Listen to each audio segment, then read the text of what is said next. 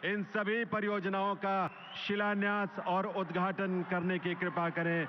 माननीय प्रधानमंत्री महोदय से अनुरोध है और आप सभी पूरे उल्लास और खुशी के साथ इसमें अपनी शुभकामनाएं दें। और लोकार्पण के लिए और आभार माननीय प्रधानमंत्री महोदय का।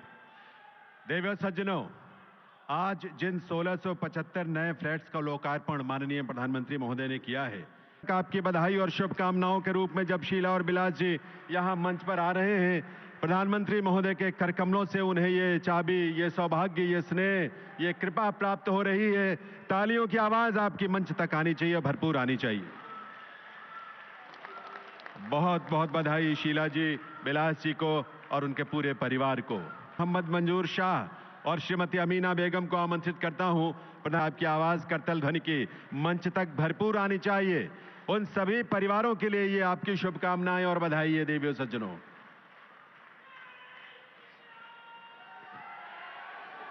आमंत्रित कर रहा हूं गोल्डन पार्क जेजे क्लस्टर से तारावती जी और अशोक कुमार जी को कि वे मंच पर आकर प्रधानमंत्री महोदय से उनकी सेंगे और तालियों की आवाज के साथ, करतल ध्वनि के साथ आप सबकी शुभकामनाएं भी तारा जी, तारावती जी और अशोक कुमार जी के लिए।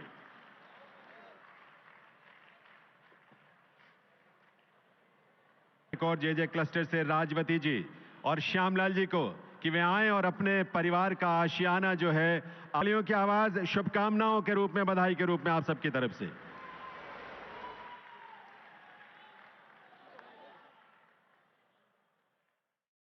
इन घरों के मालिक भले ही दिल्ली के अलग अलग लोग हों, लेकिन ये सब के सब मेरे परिवार के ही सदस्य हैं।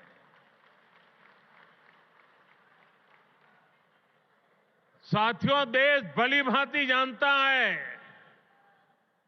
कि मोदी ने कभी अपने लिए घर नहीं बनाया।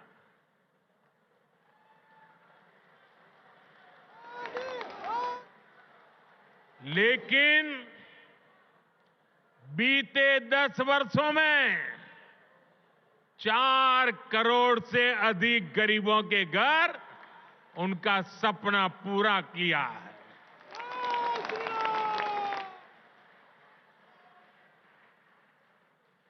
मैं भी कोई शीश महल बना सकता था,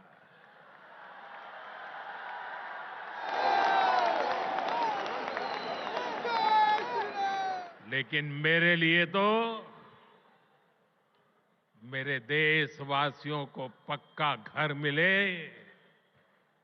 यही एक सपना था। साथियों, एक तरफ दिल्ली में शिक्षा व्यवस्था के लिए केंद्र सरकार के प्रयास है, वहीं दूसरी तरफ यहां की राज्य सरकार का कोरा झूठ भी है। दिल्ली में जो लोग राज्य सरकार में पिछले 10 साल से उन्होंने यहां की स्कूली शिक्षा व्यवस्था को बहुत नुकसान पहुंचाया है। हालात ये है कि समग्र शिक्षा अभियान के तहत जो पैसे भारत सरकार ने दिए, ये दिल्ली में ऐसी सरकार बैठी है जिसको दिल्ली के बच्चों के भविष्य की परवाह नहीं है। जो पैसे शिक्षा के लिए भारत सरकार ने दिए, आधे पैसे भी पढ़ाई के लिए खर्च नहीं कर पाए लोग।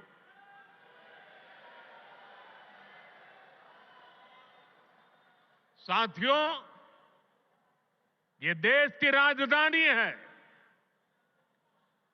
दिल्ली वासियों का हक है, उनकी सुशासन की कल्पना की है, सुशासन का सपना देखा है। लेकिन बीते 10 वर्षों से दिल्ली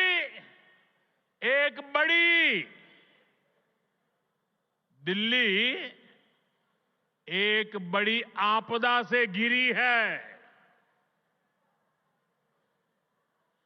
अन्ना हजारे जी को सामने करके कुछ कट्टर बेईमान लोगों ने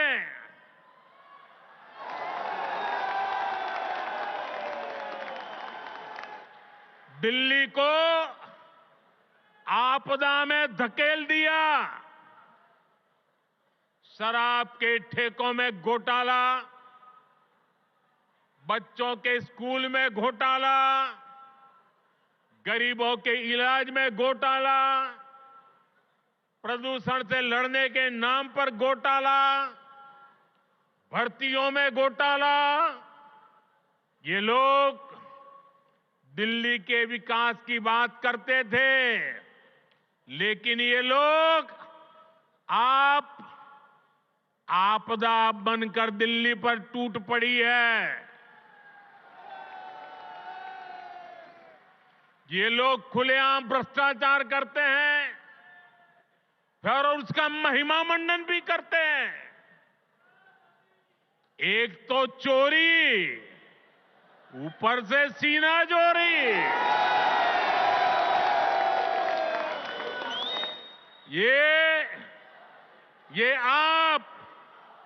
ये आपदा दिल्ली पर आई है और इसलिए दिल्ली वालों ने आपदा के विरुद्ध जंग छेड़ दी है।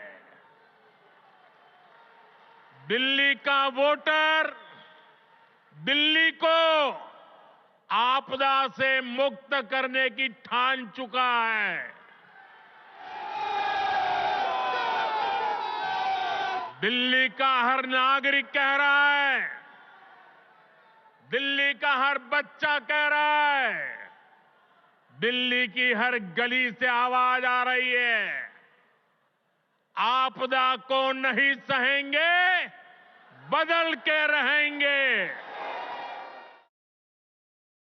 हर दिल्ली वासी को यमुना जी का स्थिति, साथियों आज 10 साल बाद ये कह रहे हैं और बेशर्मी देखो, लाज शर्म का नामो निशान नहीं। ये कैसी आपदा? ये कह रहे हैं यमुना की सफाई से वोट नहीं मिलते।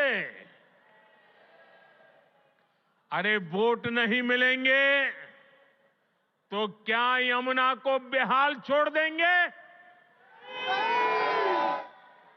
यमुना जी की सफाई नहीं होगी तो दिल्ली को पीने का पानी कैसे मिलेगा? इन लोगों की करतूतों की वजह से ही आज दिल्ली वालों को गंदा पानी मिलता है।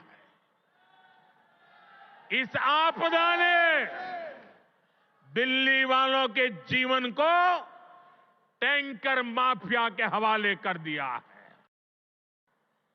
साथियों, मैं तो दिल्ली वालों को मुफ्त इलाज की सुविधा देने वाली आयुष्मान योजना का भी लाभ देना चाहता हूं, लेकिन आपदा सरकार को दिल्ली वालों से बड़ी दुश्मनी है। वे पूरे देश में आयुष्मान योजना लागू है, लेकिन इस योजना को आपदा वाले यहां लागू नहीं होने दे रहे।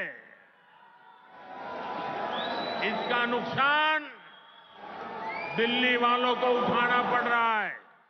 विनय कुमार सक्सेना जी से कि वे आप सबकी तरफ से, दिल्ली वासियों की तरफ से माननीय प्रधानमंत्री महोदय का यहाँ ये गूंज देश की राजधानी दिल्ली में नहीं, देश के कोने कोने तक पहुंचनी चाहिए। बहुत बहुत वंदन, अभिनंदन माननीय प्रधानमंत्री महोदय का।